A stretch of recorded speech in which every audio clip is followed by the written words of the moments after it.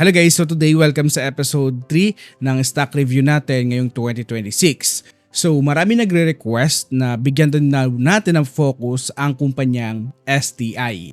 Okay, so ang gagawin natin ay pupuntahan lang natin ang ating research process. So nandito tayo sa ating all PH stocks and search lamang natin ang company STI Holdings Inc. Yun nga pala, sa gusto makakuha ng ating academy, meron tayong more than 15 hours of structured videos from zero knowledge to knowledgeable investors pagdating sa fundamentals ng kumpanya. Makikita mo lamang ito dito sa ating PSE Warrior Academy, and also pwede mo na rin ako dito makausap ng one-on-one, and this is a free of charge na rin also, no? And marami ka dito matututunan pagdating sa fundamentals ng mga kumpanya para hindi ka kinakabahan sa mga stocks na mga pinaglalagakan mo today. So nasa comment section lamang ang ating link ng ating website. So puntahan na natin itong stocks na re-reviewin natin. So today ay meron nga tayong research process na ginagawa lagi sa mga stocks na nire-review natin. So meron dito mga data na sobrang dami, and also pagdating sa kanyang dividendum, sobrang dami din ng kanyang information dito. So ang ginagawa ko ay nag-create na lamang ako ng slides para mas magkaroon kayo ng malawak na information sa kumpanyang ito. Although kahit na mahirap gumawa pa ng slides, no, ay pinilit natin ito para mas malinaw mong maintindihan itong kumpanya. And also guys, you have to understand, itong kumpanya na gusto nyong ipa-research ay meron din akong ownership dito.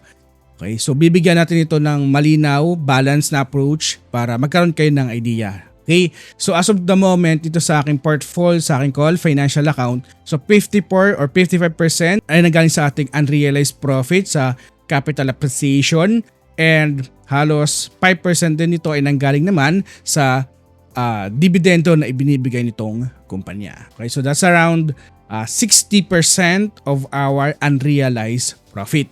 Okay, so guys, ito yung aking pinaka-title, no? So wala akong maisip na title dito. So ito yan. We have to focus on value-driven, long-term value case and also approach dito sa kumpanya. Okay, so let's start. Marami nag-comment sa atin na bigyan din natin ng focus ito kasi itong mga nasa education stocks ay nasa boring sector. So dito karamihan ay yung mga magaganda yung fundamentals. Okay, so next slide tayo kasi medyo mahaba itong slide na nagawa natin. And so now, kilalanin muna natin itong STI. So what is STI Education System? So this company is not a tech startup, not a mining play, a focused, scalable education network. Okay? So you have to understand, nasa education business itong kumpanya. Ang core business nito, the largest network of for-profit colleges and learning center in the Philippines, operates under the STI brand and own iAcademy.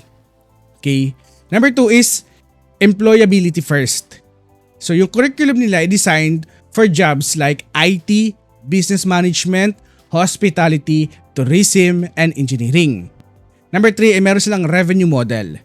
Tuition-driven revenue with high operating leverage, centralized curriculum development to reduce unit cost. Okay? Market positioning or market position. So because of their practical education, yung brand ng kumpanya ay targets the mass market segment seeking immediate employment post-graduation. Okay? So this is the data na nakuha din natin. Now, according to the demographics dito sa nakuha nating research, 30% plus of the Philippine population is under 25 years old. Okay? According sa Philippine Statistics Authority. Now, this is the consistent pipeline para sa STI. Why? Nakakapag-create sila ng basic structure and demand. Okay? Also, this company ay nasa semi-defensive nature. Why? Because you have to understand, education spending is resilient also. Diba? Kahit na gaano kahirap yung pamumuhay natin, diba? Pilit natin ginagapang. Especially yung mga magulang dyan today na nakikinig dito, di ba? Kahit sobrang hirap ng sitwasyon natin, pilit natin ginagapang yung ating mga anak para makapag-aral. Ihahalin tulad natin ito as a semi-defensive stock na company. And you have to understand, education demand doesn't disappear during high inflation. It simply become more selective. favoring schools with clear ROI. So sa sector analysis natin, so based sa DOLE and PSA data, yung information technology and service sector are the leading growth of populations na nagtatrabaho. Okay, so nasa IT or information technology, tourism and hospitality management, which is dito nanggagaling yung majority din or pipeline din ng kumpanya sa kanilang curriculum. Okay? Now, in terms of their financial snapshot, so you have to understand yung pinag-aralan natin sa past slides, ito yung parang snapshot lamang natin. Now, in terms of financial snapshot also, ang kanilang revenue ay nasa 5.97 billion pesos. This is a very stable recurring tuition base. Okay? And ang kanilang net income ay nasa 2.5 billion pesos. So if you are going to compare, that's around 42% net profit margin. Okay? Earnings per share ay nasa 26 centavo. Okay? That's a consistent earning per share with a PE ratio lamang na nasa 5 times. No? And the market cap also ay nasa 12.6 billion pesos. With a dividend yield na nasa 4.6%. Now, in terms of their profitability or profile, yung kanilang gross margin ay nasa 74%, operating margin 46%, and net profit margin ay nasa 42%. This company is a balance sheet fortress because meron silang positive net cash position. Okay? You have to understand yung kanilang cash ay nasa 3.2 billion pesos. So natabunan lamang to. And yung kanilang utang ay nasa 2.69 billion pesos lamang. So kung tutusin, kayang-kaya nilang bayaran yung kanilang utang today gamit lamang yung kanilang excess cash. Okay?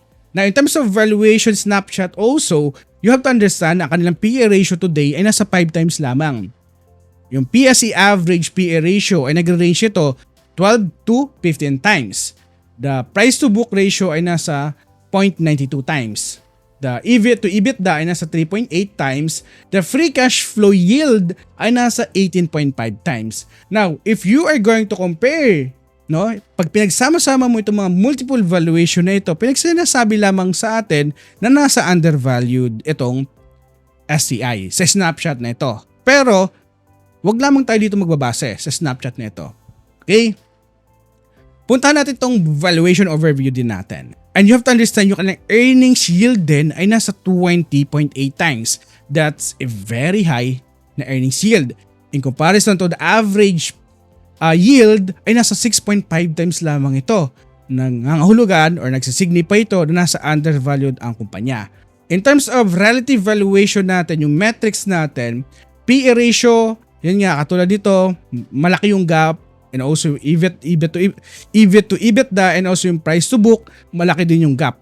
Okay? Now, in terms of our fair value, yung target price natin para sa akin na nakuha ko, no, ay nasa 2.10 pesos to 2.6 pesos. So that's around 60 to 100% na upside potential meron pa rin itong kumpanya. Don't rely only on this data na kinuha natin. Hindi porket meron siyang mataas na fair value, susundin mo na ito. No. You have to compute then the intrinsic value of this company on your own. Okay? So meron din tayong template niya nasa ating PSE Warrior Academy sa link natin. Pwede mo yung gamitin and para ma-compute mo rin ang fair value nitong kumpanya. Now, in terms of balance sheet strength, okay? Kung titignan natin dito, you have to focus sa balance sheet itong kumpanya today. This is a defensive metrics. Why? Total cash nasa 3.22 billion. Total debt nasa 2.69 billion. Okay, sobrang laki na kanilang cash available today. Okay? Giving this data, magkakaroon siya ng net cash position na nasa 530 million pesos. Yung kanilang debt to equity ratio nasa 20% lamang. Yung kanilang interest coverage nasa greater than 11 times. So, ibig sabihin nito, napaka-safe nito kasi yung target lamang natin nasa greater than 5 times. So, yung ibig sabihin nito, kaya nilang makatulog sa gabi ng mahimbing nang hindi inaalala yung mga monthly bills ng kumpanya. Okay? Or in our term, kung if we are going to compare it sa ating sarili, parang kaya natin makakatulog sa gabi ng mahimbing nang hindi natin inaalala yung mga monthly bills na dumarating sa atin kasi kaya natin yung punan. Now, in terms of their financial flexibility, this is a crisis resistant. Bakit? Because meron silang buffer against enrollment dips. Hindi natin masasabi yung panahon.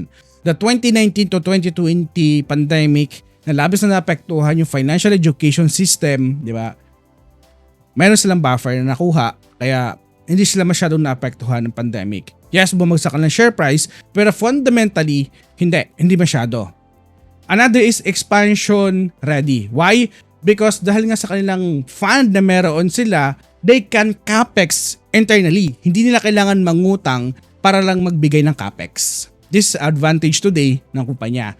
Another is dividend secure. Why? Because yung kanilang payout ay mababa lamang. Okay? So sobrang ganda na kanilang cash today. You have to understand, nakafocus pa lamang tayo sa cash. Wala pa ang free cash flow. Kayang-kayang punan yung kanilang dividendo na ibinibigay today. Now, dito na tayo sa cash flow analysis natin. Yung kanilang operating cash flow ay nasa 3 billion. Okay? Now, ang kanilang capital expenditure ay nasa 750 million pesos lamang. So, giving this data, magkakaroon sila ng free cash flow na 2.3 billion pesos. So imaginein mo, mayroon pa ganitong kalaking natitira, no, sa kanilang business. Sa paglabas-pasok ng pera, ito pa rin yung natitira. So kumbaga sa personal life natin, ito yung pinaka-savings pa nila. So you have to decide, kapag may free cash flow, may 5 kaparaan para gamitin yan. Okay? Alam nyo na yan. Nasa PSE Warrior Academy natin yan, tinuturo din natin ito. Okay, so giving this data, magkakaroon ng free cash flow yield na nasa 18.5 times. That's a high free cash flow yield. Sinisignify dito na nasa undervalued stage also itong kumpanya. Now, next slide is yung profitability profile. Okay? If we are going to compare this company to the global education average, guys. Global na to global education average. Yung gross margin ng company, yun nga, nasa 74% while the global ay nasa average of 55%. Operating margin nasa 46, ang average sa global ay nasa 18 lamang. Ang kanilang net profit margin nasa 42% while the global education average 15%. This signify na kung gaano kalaki at ka-healthy yung kanilang balance sheet and financial position today. And you have to understand mayroon tayong note din dito na nilagay. Usually yung mga ganitong margins, nakikita mo lamang ito sa technology, no? Technology companies or technology sector. Pero you have to understand, ito ay boring na sector, education. In terms of this scenario analysis and price target natin, yes, sobrang undervalued ng kumpanya today, no? Giving na sobrang laki ng kanilang buffer, sobrang ganda na kanilang free cash flow, and in terms of global average ratios, sobrang ganda na kanilang pinapakitang performance. So para sa akin, nasa easily 2 pesos per share ang kanyang fair value today. And yun nga, kanyang payout ratio very safe, nasa 17% lamang. Again, hindi natin hinahype itong kumpanya. Even na mayroon ako ownership dito, pinapakita ko lamang sa iyo yung data na mayroon ako. Pinapakita ko lamang sa inyo yung data na mayroon din itong STI today. Now, in terms of their economic moat, meron silang high switching cost. Today, sa pagta-transfer ng mga records, no, to another school ay very complex din. And minsan pa nga yung mga record natin, kapag nagta-transfer tayo sa ibang school, ay hindi naka-credit. Okay? So that's a advantage din na meron ang mga education system. Now, another is scale economies. Ibig sabihin, yung kanilang 74% na gross margin versus the peers globally, that's an advantage. That's an advantage because meron silang centralized curriculum development, admin system, and also bulk purchasing across hundreds of campuses to allow STI to maintain high margins while keeping tuition affordable. Now, another is pragmatic brand niche. Okay, pag sinabi mong STI kasi, kilala itong company sa pagpuproduce ng magagaling na information technology, mga IT. Maliban doon, you have to understand na talagang maraming demand. And maliban doon, meron din silang industry partnership. So, giving this information, may mga tie-up companies din sila na talagang, for example, mga BPO technologies, hospitality employers for internship and job placement, di ba? Sa pamamagitan nito, di ba, yung mga graduates ng mga schools, di ba, they can easily apply to that partners. Another is, ano naman yung growth driver ng company? More than 30% of population ay nasa less than 25 years old. Titignan natin to, mas maganda pala mag-focus tayo today based sa data na mayroon tayo, mag-focus sa mga bata. Kasi marami, 30% of population na andito pala. Okay? Which is ito yung ginagawa today ng STI. Another is yung kanilang program expansion. Ano ibig sabihin nito? Because of their high ROIC over time, di ba? Mas mababawasan yung kanilang pagka-capex. Okay? And magka-capex man sila, kayang-kaya nilang punan yan because maganda kanilang financial stability. Yung position nila today sa kanilang financial ay sobrang strong. Okay? Hindi nila kailangan mangutang para lang mag-expand. Okay? They can sustain their own. That's the advantage, the growth driver of STI today. Another is industry partnership. Although yes, marami na silang partner today, hindi lamang sila tumitigil na yun lamang. Naghahanap pa rin sila ng mga partners para magkaroon syempre ng marami pang mag-enroll, and also yung outcome kasi nun ay high enrollment retention. Now, in terms of the return metrics, this is the quality indicators na mayroon tayo. Okay? You have to understand, return on equity, 21%, generating superior returns on shareholders' capital. So, sa capital allocation strategy, usually ang ginagawa nito ay nire-invest nila yung kanilang capex to maintain and target expansion also. Kapag meron silang gustong expand, katulad ng online, hybrid platform, di ba? They can easily fund. Di ba? Kasi meron nga silang malaking excess cash, malaking free cash flow. That's an advantage dito sa kumpanya. Another is maintain buffer. Because of their strong net cash position, they can weather today the enrollment cycles. Even na halimbawa, bumagsak yung kanilang enrollment, kaya nilang punan yan. Okay? Kaya nilang punan yung kanilang expenses.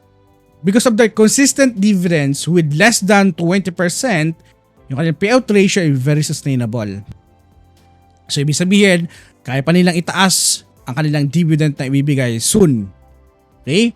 Now, in terms of ROIC na greater than 11%, that's above the WACC.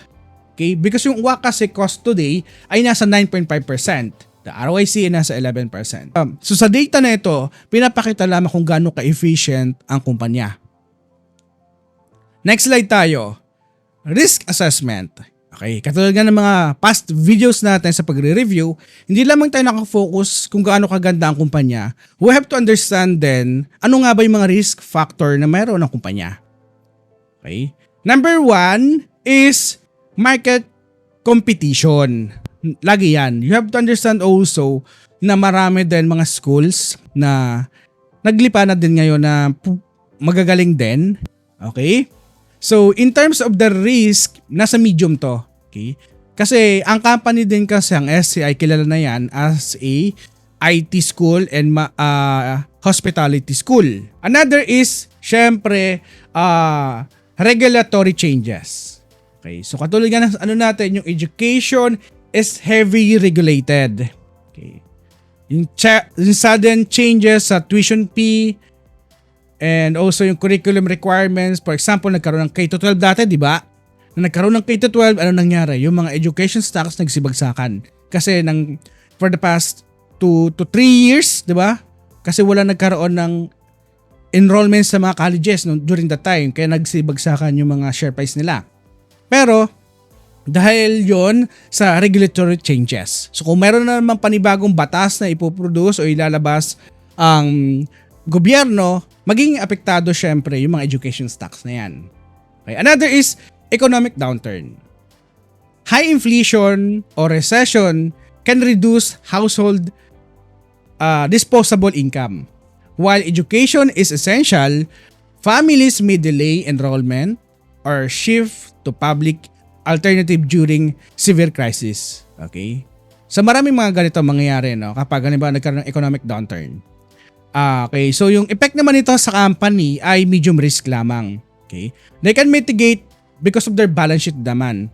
STI net cash position provide a buffer to survive enrollment dips. Historically, education demand is semi-defensive. It delay rather than disappear. Now, ang pinakalaking risk dito sa company ay yung kanilang tech disruption. So, sobrang malaki nito kasi you have to monitor. Okay, basahin natin to kung bakit.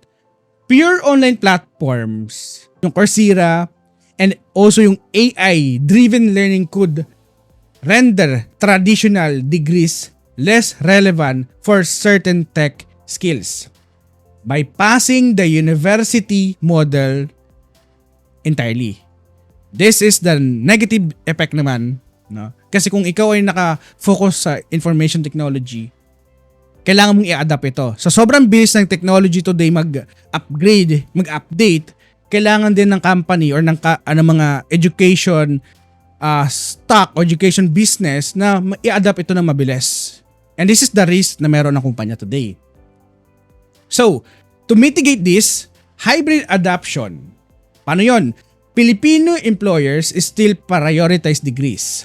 STI is adapting by integrating short courses and hybrid models, blending physical presence with digital convenience. Okay? So this is naman ang ginawa nila kasi habang ginagawa nila itong hybrid na ito, syempre nababawasan yung kanilang cost. Habang nababawasan yung kanilang cost, gumaganda at nagkakaroon sila ng malaking buffer. Okay, malaking buffer sa kanilang cash and also sa kanilang free cash flow. Ngayon, pag-usapan natin to. So usually hindi ko to napag-uusapan sa mga past 2 videos or 3 videos natin na pagre-review. So dito natin to umpisahan sa STI. Itong ownership breakdown din natin. So shares float nila ay nasa 3.29 billion. So yung mga insiders and management siya ng 20%. Okay? Yung public and retail nasa 75%, institutions ay nasa 5% lamang or less than 5%. Management aligned with shareholders. Okay? Now, the boring narrative natin, education stocks lack viral catalyst. Okay? Hindi mo to masyado makikita sa mga newspapers, sa mga digital newspapers today. No? There's no AI breakthrough, no crypto pump, no mining discoveries. Sa mamagitan ng boring na company, di ba? Usually, yung mga momentum traders or yung mga nag-chase ng mga hype ay usually hindi ito masyado nakikita. Institutional neglect. With low market cap and daily volume, big funds can't enter easily. And you have to understand, yung mga big fund na yan, meron niya mga minimum market cap na pwede lamang pasukin. Sa mga katulad nito, nasa red flag ito. No? Okay, so this lack of coverage keeps the valuation inefficiently low or extended period. Okay? So ito yung kahalagahan nitong company. Usually, kaya mapapansin mo, majority of my holdings today ay nakafocus sa mga maliliit na company. Because yun yung hindi masyado napapansin ng karamihan and hindi masyado tinitignan ng mga analyst. Because meron lamang silang market cap limitation. So another advantage natin sa mga fund managers also, meron tayong time arbitrage. Ano ibig sabihin nito? You can wait longer than the professional fund managers who report monthly performance. Buying when it's boring allow you to accumulate before nila makita yung performance ng kumpanya. Now, next slide, yung investment playbook natin. So, ano nga ba yung ating strategy and execution natin? So, usually, katulad ng sinasabi natin kanina, kahit gaano man kaganda yung business ng isang kumpanya, huwag mong ilalagay lahat sa isang company. Kailangan mong i-diversify pa rin ito. Okay? So, lagi ko sinasabi, Hindi dapat lalagpas ng 20% yung position mo sa isang stock. Kasi kapag more than 20% o 60% na naandyan o 50%, what if bumagsak yung presyo niyan, labis na maapektuhan yung performance ng iyong portfolio. Usually 10% okay yan. Usually mas maganda na makabili tayo sa mababang presyo lagi dito. So katulad nga ng strategy na ginagawa natin, so in-explain natin ito ng mas malinaw sa ating PSE Warrior Academy. Okay, so bumibili lamang ako kapag undervalued ang company. Kapag overvalued, hindi ako bumibili. Now, pagdating dito sa STI, yung rule ko ay hindi ako magla-leverage.